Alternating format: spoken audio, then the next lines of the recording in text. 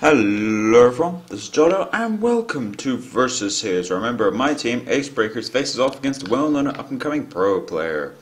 Now, for this week we have Brammerham from Acebreakers facing off against Fire from Team Vega squadron.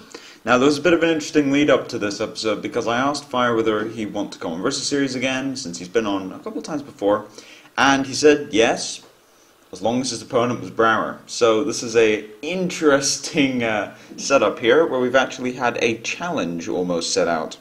Now, this is best of 5 Conquest. As usual, I will have the deck list up in front of me that I can refer to whenever a new deck is revealed. The classes we have for this episode are from Brammerham, Shaman, Druid, and Paladin. And for Fire, we've got Rogue, Warlock, and Druid. So, a little bit of differences there. Both people bringing the Druid, which is a little surprising because Druid has fallen off a bit recently. Also curious to see what the Shaman has in store, because Shaman isn't really that popular right now. Now, before we start, I was not using Spectator mode this time because we've had a few too many issues with it in the last couple of episodes. So I used a setup where both people record and you edit it out so the top hand kind of matches the bottom hand. It's what a lot of tournaments use nowadays, and I have edited it as best as I can. There is 1 or 2 seconds delay in between. It isn't too bad though, so it should be fine in terms of watching. So let's get on to game number 1. So, first things first, we've got Brammer starting with a aggro paladin by the looks of it, and he's up against Fire playing a oil rogue. Now, there are a little bit of sort of a green tinge almost to Fire's hand every so often, but it shouldn't be too bad. So anyway, pretty strong opening there, choosing not to coin out the hero power to kill that 2-1. Now, the reason for that is because he had the SI7 agent. The other way of playing that, since he had backstab in hand, was of course to coin the hero power and then backstab SI7 on turn 3. I think this does work out in the end because you can still go backstab hero power anyway. However, there is an abusive sergeant, again, choosing not to go for the trade. Generally, it's a mistake to trade, although, I mean, in this case, Fan of Knives blows you out regardless. He doesn't have the Fan of Knives, but he does have that backstab. He can clear most things. Not quite everything, but he can clear almost everything. So we've got a pretty strong start from Brammerham here, and a reasonable defense from Fire. However, there is a Blessing of Kings with no sap in sight. So this is going to hurt. Now, he does have that Eviscerate to try and deal with it. No way of comboing it easily, though. He kind of has to waste some sort of card advantage. So I think what we're going to see is we could see Blade Flurry, Eviscerate, or he has to kill it. Okay, so he's just eviscerating it normally. Choosing to save those deadly poisons for that massive Blade Flurry instead, which I'm not sure if it's entirely correct, but I think you're giving up board advantage for extra combo potential, and that may pay off. This particular Paladin list is running a couple interesting tech cards, including a Leroy Jenkins, as we see in hand. That Leroy is one of the least common cards to see nowadays. You rarely ever see a Leroy Jenkins come out, but when it does, it usually wins the game, because you always use it for that finishing damage. Playing that Cog Hammer before using hero power, just general good play there, since the effect is random. This allows him to defend his board a little bit, while powering Fire's health total down all the way to 11. 11 life is not where you want to be. As I would say, even though Fire seems to be stabilizing a bit here, I would put Brammer in the driving seat for this game, simply because he has a lot of damage in hand. He's got that Divine Favor to draw into even more damage if he dumps his hand a little bit. A Divine Favor now would only draw 2, I think. Yeah, draw 1, because he draws a card at start of turn as well. Muster for Battle, not particularly what you want right now. I think he's going to Consecrate, clear the board, and then Divine Favor. No, Muster for Battle, yeah. Muster for Battle, only Divine Favor when it draws 3 cards plus. Divine Favoring is a bit weak there when you have a 3-drop regardless.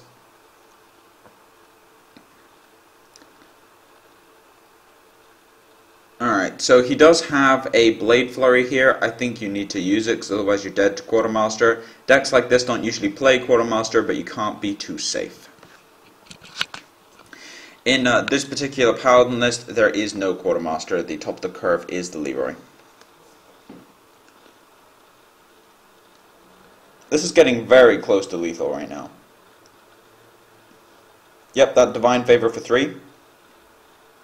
Arcane Golem. Very good Divine Favor there. I would say you just go Knife Juggler or Leper Gnome and just attack the face, because that Leroy Arcane Golem will pretty much end the game on its own.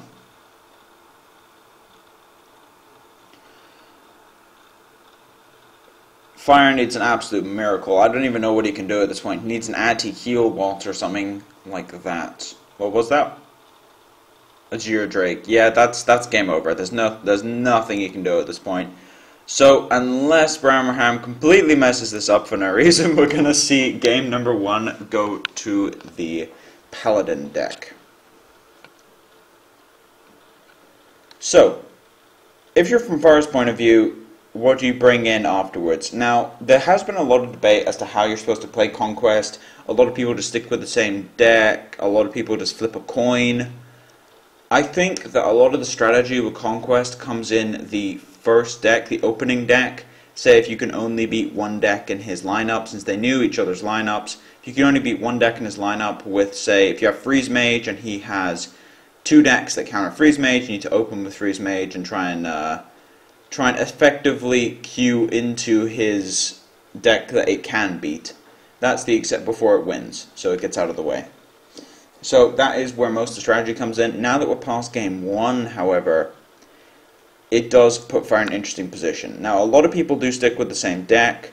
Personally, I don't like doing that, and the reason for it is simply because of the psychological impact you get from losing with the same deck twice or even 3 times. If it's best of 7, obviously. If you lose 3 times in a best of 5, then you're out. So, we see Brammer coming in with what looks to be a Demon Zoo, and Fire has switched decks into a completely ramp druid by the looks of it. That is a ridiculously high curve he has in hand right now. He does have that Innervate and a Wild Growth, so that's a very, very good opening. His hand is just a turn or 2 slow, though. So, the question is, how ramp-focused is this druid? We see a Faceless Manipulator in hand right now. Sen'jin, this looks to be a very, very heavy taunt druid. We could see an Innervate Sen'jin. I don't think we will. I think he's going to save that Innervate for next turn or the turn after.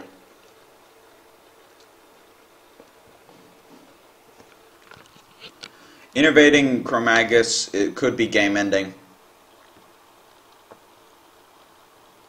I think you coin out the Flame Imp. That's a very, very strong turn if he coins out that Flame Imp. Making sure to do the positioning correctly. Always nice to see. Now, if you're in Fire's point of view, what do you do here?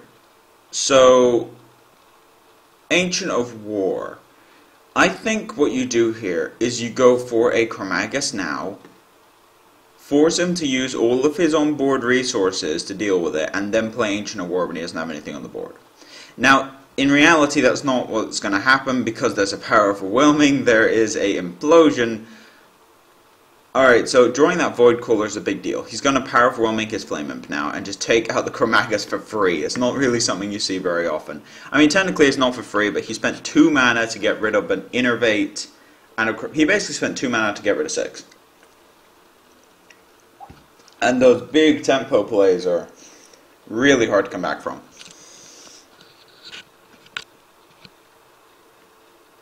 I would not be surprised if we saw Doomguard come down there. It's a bit risky though. So yeah, he goes to that Implosion. It's a decent Implosion. Let's see what he gets from this. A Doomguard. Alright. So yeah, he's going to use his... the reason he didn't use his Haunted Creeper is simply because his board was too full. Got very lucky with that implosion, although in reality it wouldn't have mattered. 4 damage is still very, very useful. Stops him from having to make any awkward plays.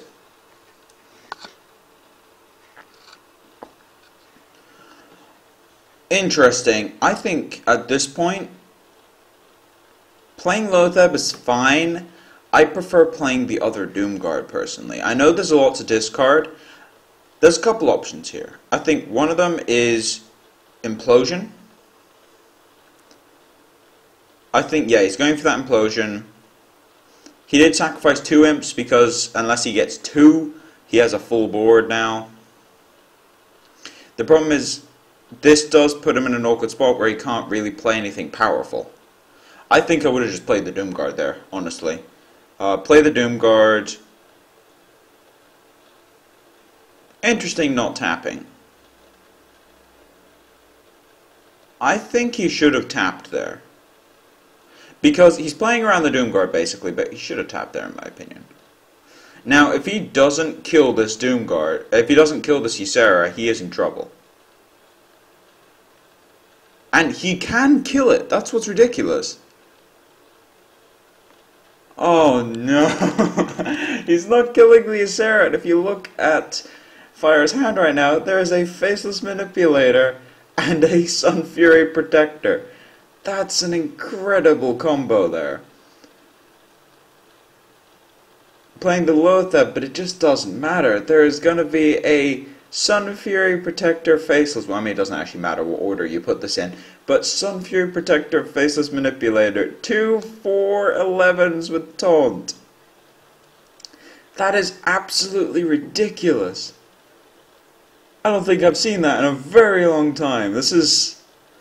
I mean, this is like Handlock almost from last year when they played Faceless Manipulators. It's been a while since I've seen Faceless Manipulator at all, now I think about it.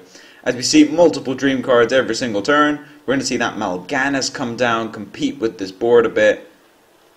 What's crazy is he can actually get through this. He can kill one of the Yseras now, and heavily damage the other, which he should do.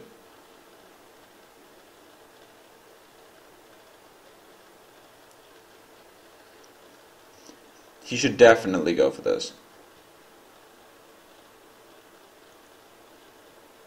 Leaves himself open to swipe a bit, but yeah, you don't kill the creeper. Yeah, that makes sense. Dream card wise, there is a Dream, there is... Okay, so he goes for that, interesting. Not really sure why he nourished there. Because he could just Dream the Mal'Ganis and then play Cenarius, or...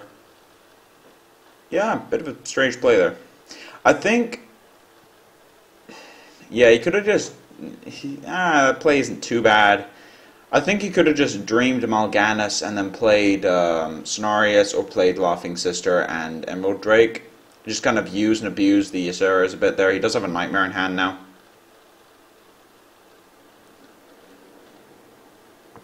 Now, if I'm not mistaken, that's actually lethal. 7... No, he's going to lose his Ysera. Okay, it's not lethal anymore. Starting to see some Knife Juggler triggers. Oh, that's crazy. He's getting so low. Now, does he actually have a way of killing him? Cenarius plus Nightmare is 7 from hand, so he's got 10 damage currently.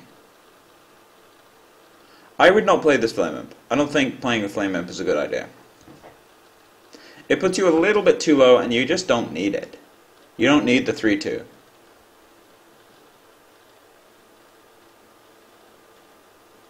He's dead to Keeper, I think. No, he's not, because Cenarius costs 9. He's dead to Swipe, though.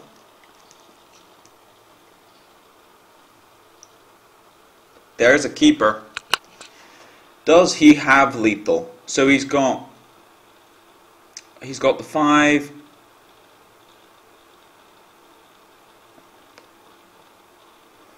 Let's see, 5, 10, he's 1 off currently. Oh, there's lethal. He had... Come on, Fire, don't do it. He still has lethal if he swipes this. That's in fact lethal in hand if he spots it. Yep, there's the nightmare and the swipe. Yeah. Okay. All right. So yeah, if he hadn't played that flame imp, he would have lived. In fact, if he hadn't played that flame imp. Oh, that's absolutely heartbreaking. If you're on the side of the warlock there. All right. So 1-1. Now, we do have fire going back to that rogue. Now, he can't use his druid. And we have the shaman. Now, I have not seen a shaman deck in a very long time on this show. As far as I remember. Yeah, I don't think we've had a shaman deck on the show for a very long time. What kind of shaman are we dealing with here? That's a real question. Doomhammer. So it must be one of those OTK shaman decks. We don't generally see Doomhammer in just a mid-rangey style deck. Yep, we do have Doomhammer, we've got Rockbiter weapons. So this looks to be a heavy, heavy burst damage shaman.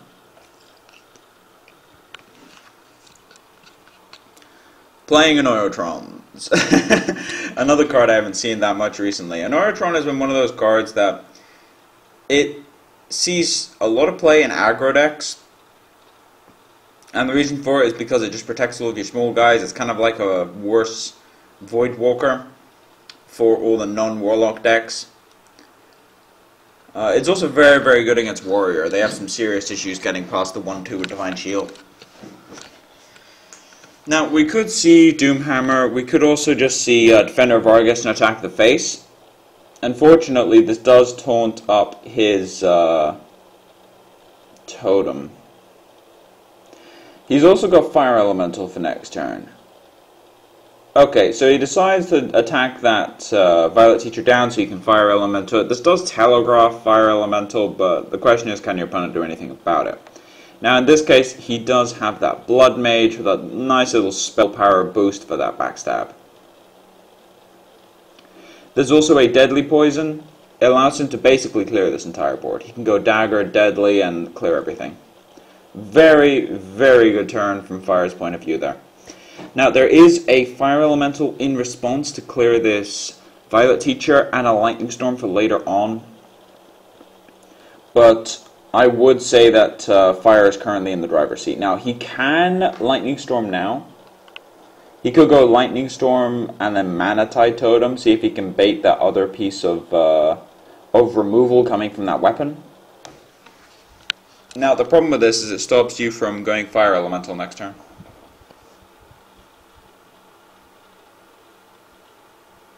Trying to get a bit of extra use out of that Fire Elemental. Granted the deck you're playing against, I think you might actually Hex this. It's definitely a consideration to Hex the Shredder. Hex and Crackle seems like it could actually be a legitimate way of playing this turn. In fact, I think that's what I'd do. I think I'd Hex the Shredder because you're playing against Rogue. The biggest thing he can possibly have is Sludge Belcher if he's playing it. So I would actually Hex the Shredder and then Crackle the 3/3. Not sure I like playing Doomhammer here. Because Doomhammer swing the face twice basically does nothing. You're betting on top decks, whereas you really don't need to. You could clear the board entirely there.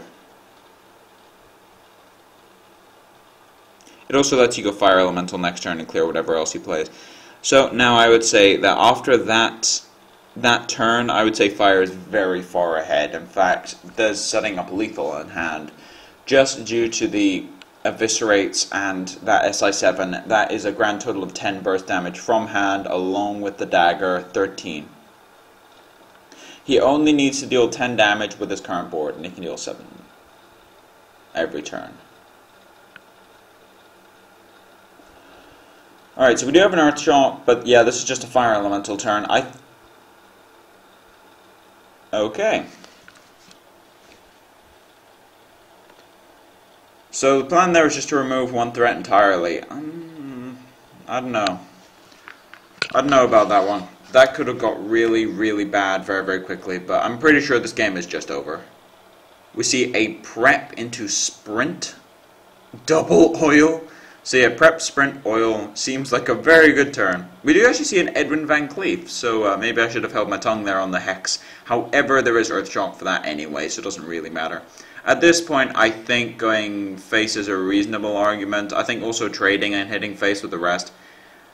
You can deal 9 damage right now. You don't need the 6.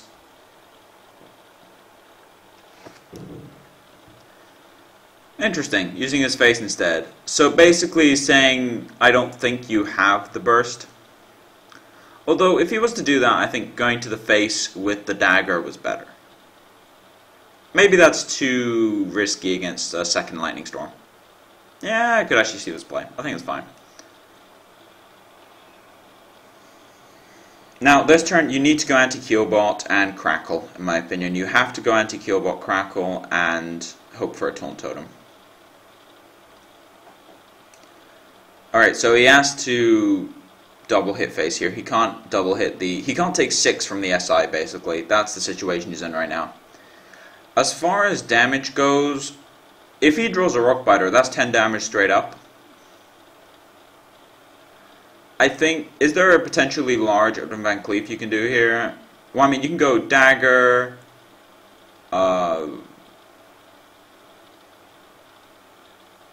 yeah, Drake is fine. Drake SI7, okay. Drake SI7 trade. I think that was actually a good play there. It allows you to clear the board entirely, and it means you're not dead to Rock Biter weapon. And there's the Rock Biter. Alright. So, is there lethal in Fire's hand? Let's see. He's got 6 from a Sharp Sword. He's got an extra 3 from Deadly Poison Dagger. 16 plus 2 eviscerates. So that is in fact the game, unless I'm mistaken. Never mind, there's a Taunt Totem. Does that affect anything? I don't think so. I don't think that affects anything. Because he's got the... does he have enough mana for all of this? That's the real question. So, Fan of Knives clears everything. However, I think what you need to do here... Let's see.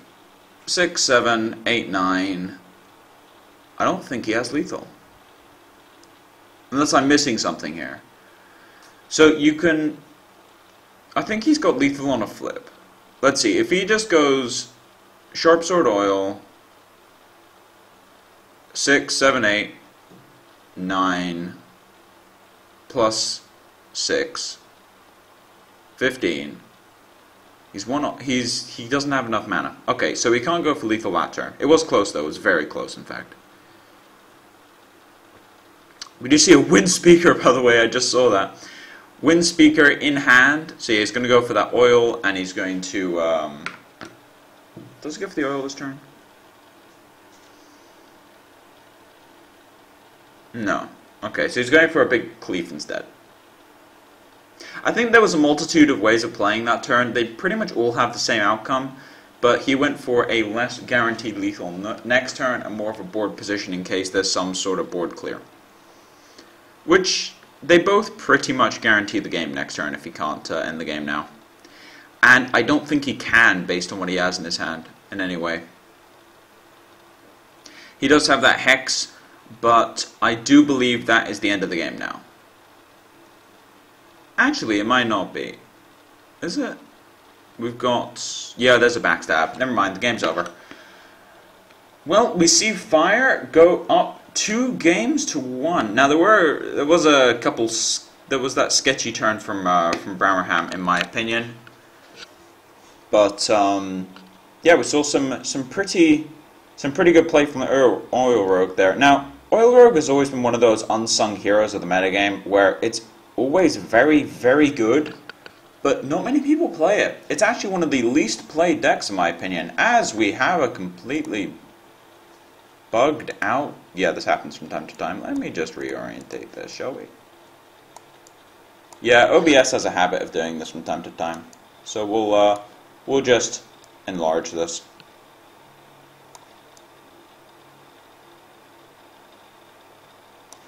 Yeah, Open Broadcaster is a little glitchy from time to time, so you do have some strange orientations, to say the least. But anyway, so for the final game, we do have a Shaman versus Warlock. Now, this should be fairly even. It is Zoo, which makes this harder. Now, the reason it's harder is because you don't have that instantly deal with any threat you want play from the Shaman in the case of Hex and Earthshock against any of the handlock threats. However, on the flip side of things, you do have Lightning Storm, which is a very universally powerful weapon against Zoo in general. So anyway, we do see that 7/6 Fireguard Destroyer. Now, Fireguard Destroyer is one of those interesting cards that its effect is a drawback when it hits highest, which is kind of funny. So if you get really lucky, you're actually unlucky because of Big Game Hunter. However, 6/6 for 4 mana is a very, very powerful stat line.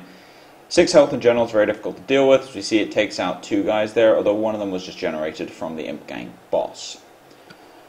That is one of the stronger openings you can get as a Shaman, is that turn 4, turn 5 Fireguard Destroyer. We see Fire playing very quickly there. A bit unlucky on that roll though. If he doesn't get Lightning Storm, this game could be over very, very quickly. That Imp Gang boss generating huge amounts of advantage. I think this is going to be a Fire Elemental turn. The problem we have right now is even if he gets that AoE, he's in a bit of trouble. There's an egg that could pop if he gets unlucky. Just Zoo in general has been notorious for being very resilient to board clear. That's one of the reasons why it's one of the more powerful aggro decks, is simply because you've got all this board flood with Implosion off your GVG, but then after Naxxramas it got the Haunted Creeper and the Egg, which means that it's very resilient to board clear, and generally Zoo is the deck that gets the most from each new set because it just can use and abuse any of the new low drops. Didn't get a lot from BRM, but it did get that nice Imp Gang boss as their 3-drop of choice. Imp Gang boss, of course, being one of the stronger 3-drops in the game right now. Okay, so on the side of Fire here, you've got 8 mana. You can go for pretty much your entire hand, I think. Alright, so he's sacrificing the Imp, that makes sense. Sacrifices the Imp, and then goes for an Imp Gang boss. Okay, never mind, yeah. I think this is a play where you just want to end the game as fast as possible. I think the Doomguard may actually be better there. It's either that or you go Imp Gang boss and then discard something next turn. So yeah, the Doomguard is straight better in that regard. And there's still no Lightning Storm, and I think that might be game. There is a Hex for that Doomguard. Let's see. There's 4, 5, 6, 7, 8, 9 damage on board currently. That is a 2-turn clock. He doesn't even need to attack the Loatheb since he has 4 taunts on the board. That is an excessive amount of taunts for a Zoo deck. He could clear this Loatheb with a Haunted Creeper maybe, or with the Defender of Argus. Alright, so he's going to use the Haunted Creeper trigger here to see if he can kill it. 1/4 chance for this to not die. And it doesn't.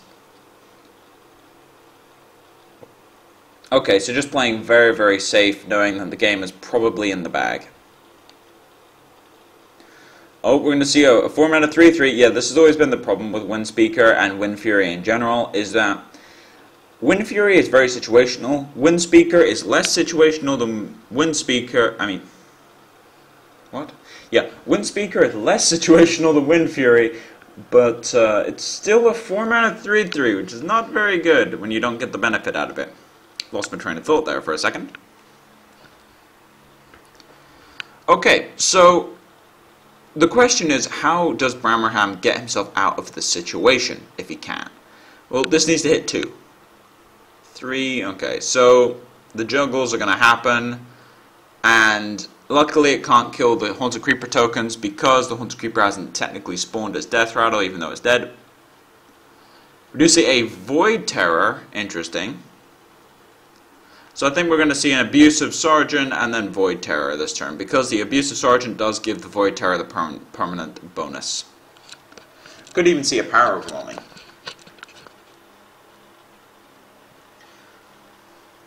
Alright, so going for that 5-5 Void Terror instead, and keeping it out of big game hunter range by the looks of it. He may be thinking that Wind Speaker that's been in his hand for a couple of turns may be a big game hunter since it hasn't come down yet. Alakir, I think that's the best draw he could have got. The question is it enough? No. That is still the end of the game unless this is a Taunt Totem, I think. And that is game over unless I am heavily mistaken.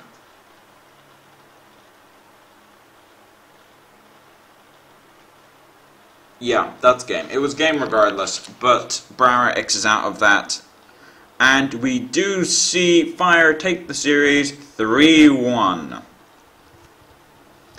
So, the series in general was actually pretty good, though it wasn't plagued by misplays like we have had in the past. It was, I mean, there were a couple, but there weren't an excessive amount of them.